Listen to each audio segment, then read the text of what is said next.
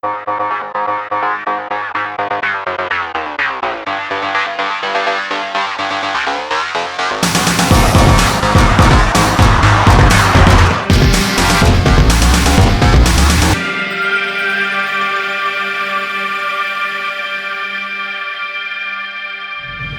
오늘 만나신 분들은 미니의 실용적인 해치백 쿠퍼 S 클럽맨인데요.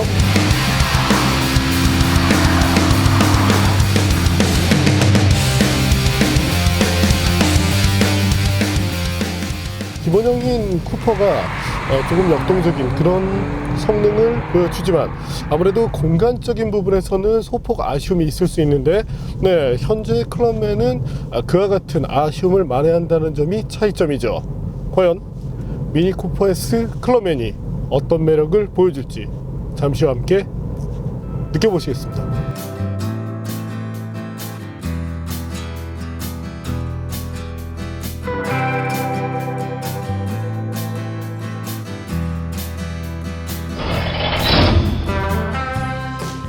미니 클럽맨은 지난 2007년 등장했습니다.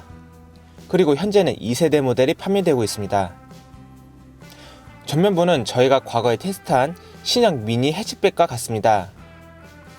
하지만 측면부부터 다른 모습입니다. 휠베이스도 미니 3도어 대비 175mm, 5도어 대비 103mm나 긴 편입니다. 여기에 트렁크 부분이 확대되면서 전체 길이가 4.2m를 넘게 됐습니다. 후면부 디자인도 독특하지만 독창적인 리어램프 디자인이 특징으로 꼽힙니다. 달라진 점이 또 있습니다. 과거 클럽맨은 비대칭 도어 방식을 갖추고 있었죠. 이번에는 6개의 도어를 갖추면서 실용성이 한층 높아졌습니다. 특히 후면부의 스플릿 도어는 자동으로 열 수도 있습니다. 길어진 차체만큼 공간적인 매력도 큽니다. 특히 트렁크 공간이 360리터로 넓어졌고 뒷좌석도 한층 넉넉해졌습니다. 다만 뒷좌석의 경우 시트 쿠션이 상당히 딱딱하기 때문에 장거리 이동 때 다소 불편할 수도 있겠습니다.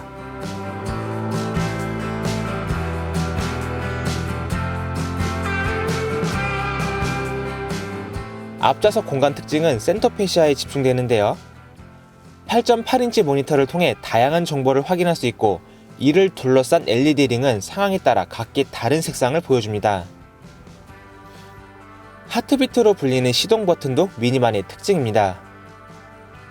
헤드업 디스플레이도 장착됩니다. 하지만 시트를 모두 수동으로 조작해야 한다는 점이 아쉽습니다. 미니라는 이름에 걸맞지 않게 큰 사이즈를 자랑하는 미니 클럽맨이 과거처럼 잘 달릴 수 있을까요? 192마력을 발휘하는 가솔린 터보 엔진을 장착한 쿠퍼 S 모델을 통해 차량의 완성도를 확인해 보겠습니다.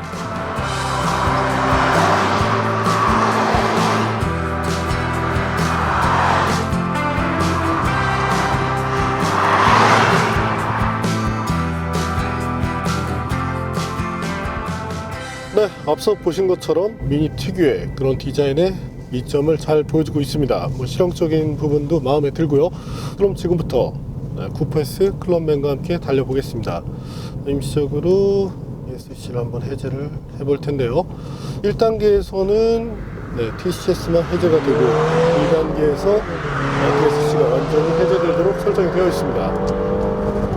네, 차가 달려나갈 때의 느낌, 과거 모델과 달리 현재는 이제 2리터의 가솔린 엔진을 바탕으로 터보차저를 걸어서 힘을 내는 만큼 차가 달려나갈 때 무엇보다 이제 가속감이 두드러지게 좋아졌다는 점이 마음에 듭니다. 차량의 거동이라든지 이런 부분을 봤을 때는 당연히 미니다운 그런 매력을 잘 보여주고 있고요.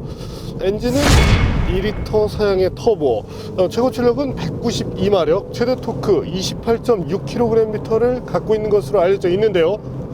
수치적인 부분을 감안하지 않더라도 충분히 여유로운 힘을 내고 있습니다. 적어도 국산 200마력대 해치백과 비교를 했을 때 거의 유사한 정도의 성능을 보여주고 있다고 생각이 되네요. 가속을 이어가고 있을 때 이와 같이 계속적으로 스피드가 상승한 상태에서 움직일 때는 그런 아쉬움이 없는데, 차가 정지한 상태에서 가속을 이어나갈 때 이때는 토크 스티어를 느낄 수 있게 되는데, 다른 모델에서도 이런 현상이 나왔는데 향후에 이런 점들이 조금 보완되면 좋겠습니다. 변속기 역시 상당히 탄력적인 그런 모습을 보여주고 있고, 현재는 도로 특성상 수동 모드를 활용해서 이렇게 제어를 하고 있지만, D레인지에서의 프로그램도 잘 돼 있고, 특히나 S 모드에 들어갔을 때 부가적인 수동 조작을 필요치 않게 할 정도로 짜임새 있는 구성을 잘 보여주는 만큼, 그래도 파워트레인 부분에서는 역시 이 BMW 그룹이 상당한 경쟁력을 보여주고 있다고 말씀드릴 수 있겠습니다. 한 가지 좀 아쉬운 점은 이 엔진 계통의 이제 제어 때문에 출력 측정을 하지 못했는데요. 그럼에도 불구하고 미니 차량들의 퍼포먼스로 놓고 본다면 구동 손실률 부분에서 그렇게 큰 아쉬움은 주지 않을 것으로 전망이 됩니다. 네, 미니 쿠퍼 S 클럽맨, 우선 가속 성능부터 한번 알아볼까요?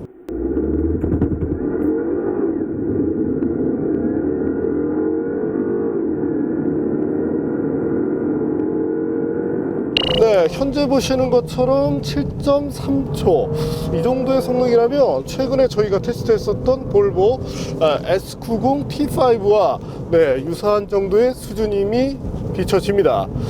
아반떼 스포츠도 보이는데, 성능이라든지 이런 부분으로 본다면 적어도 배기량에 걸맞는 그런 성능을 잘 뽑아내고 있다고 할 수 있게 되겠네요. 어쨌든 셋업 부분도 마음에 들고, 특히나 이제 체감적인 가속이 상당히 좋다는 점, 작은 차체를 갖고 있는 미니들의 공통된 이점이라고 할 수 있게 되겠습니다. 또한 RPM이 상승해서 5,6천 선을 이제 넘어가는 경우라도 출력이 떨어진다든지 약간 지치는 그런 모습을 보여주지 않고 꾸준하게 이렇게 성능을 이어간다는 점 역시도 마음에 들고요. 스티어링 휠을 돌리면서 느껴지는 차체의 반응, 차체 쪽이 아주 그렇게 탄탄하다는 느낌을 주진 않습니다. 아무래도 이제 해당 클래스 정도 되는 해치백들이 대부분 이제 유사한 성능을 보여주는데, 클럽맨 역시 적정 수준 정도의 그런 강성 정도를 갖고 있다고 볼 수 있게 되겠네요. 하지만 일상에서 이용을 하든 아니면 조금은 스포티한 드라이빙을 지향하든 이런 환경에서 큰 아쉬움을 보여주지 않을 것으로 전망이 됩니다. 스티어링 휠을 돌리면서 느껴지는 특징, 아무래도 다른 그 쿠퍼 시리즈도 그렇지만 상당히 민첩한 그런 느낌들이 잘 살아나는데요.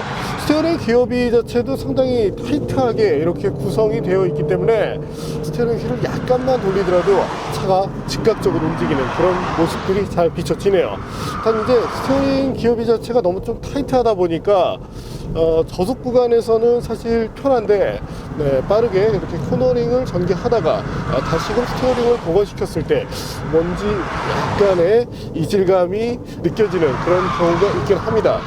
단 이제 차량 자체에 익숙해졌을 때는 전혀 문제될 사항은 아니고요. 잘 달리는 쿠퍼 S, 그를 바탕으로 한 만큼 제동 성능 역시도 중요할 텐데요. 이번에는 제동 성능에 대해서도 알아보겠습니다.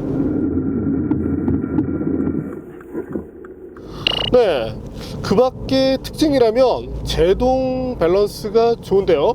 저희가 예전에 다른 미니 모델을 테스트하다가 제동 밸런스가 너무 안 좋아서 위험해서 테스트를 제대로 끝마치지 못했던 적이 있습니다. 반면 클럽맨은 여러 번 테스트를 반복하더라도 안정적인 이런 모습으로 정지를 했기 때문에 어떤 이런 밸런스 측면에서도 충분히 좋은 모습을 갖췄다고 말씀드릴 수 있겠네요. 코너링 성능도 충분히 좋은데요. 아무래도 서스펜션 자체가 조금은 하드한 튜닝을 거친 만큼 탄탄하게 차체를 지지하는 모습을 보여줍니다. 어떤 이제 일상에서 주행을 했을 때는 조금은 부담스러운 그런 서스펜션 셋업이라고 볼 수도 있겠네요. 하지만 성능과 비춰서 바라본다면 적정 수준에서 타협을 했다고 볼 수 있겠습니다. 어쨌든 기본형인 쿠퍼 그리고 쿠퍼 S의 소비자층은 분명히 다르기 때문에 쿠퍼 S 쪽의 소비자분들은 이와 같은 셋업에 대해서 어느 정도 이해를 해주시지 않을까 이렇게 전망이 되고요. 타이어 자체의 성능도 무난합니다. 현재 장착된 타이어는 브리지스톤의 포텐자 S001인데요. 프리미엄급 스포츠 타이어인 만큼 적정 수준의 성능을 보여주고 있고, 다른 것보다 이제 좀 마음에 드는 것이 한계를 넘어섰다가 회복되는 이때 시간이 짧은 편이기 때문에 컨트롤을 하는 데 있어서 크게 부담을 느끼게 해주지 않습니다. 참고로 이 스키드움 자체는 타사 타이어보다 조금은 고음으로 이렇게 설정이 되어 있네요. 또한 코너가 반복되면서 사이드월이 노면에 닿는 경우라도 성능을 일정하게 끌고 간다는 점 역시도 특징이라고 할 수 있겠습니다. 단 이제 차량의 클래스를 놓고 본다면 S001보다는 조금은 이제 하위 모델이긴 하지만 차라리 뭐 RE003과 같은 그런 모델이 더 어울리지 않을까 싶기도 하고요. 혹은 취향에 따라서 조금은 컴포트한 그런 타이어로 세팅을 하는 것도 방법이 됩니다만, 그래도 이 192마력이라는 성능을 감안했을 때는 역시 그에 걸맞는 스포티한 타이어가 더 낫다고 말씀을 드리고 싶네요. 소음 부분으로 놓고 봤을 때 일단 소음을 잠깐 확인해 볼까요? 수치를 떠나서 아이들 때 이제 그 엔진의 음색이 들릴 때 디젤과 이 가솔린 간의 구분이 조금은 명확치 않은 그런 느낌이 있는데, 향후에 이런 좀 엔진 사운드 튜닝을 좀 더 해줌으로써 약간이나마 이 감성적인 만족감을 높여줄 수 있으면 좋겠네요. 하지만 엔진 자체, 특히나 이제 달려나갈 때 들려오는 가속대의 사운드는 충분히 사운드라고 표현할 만큼 좋은 수준이라고 말씀드릴 수 있겠습니다.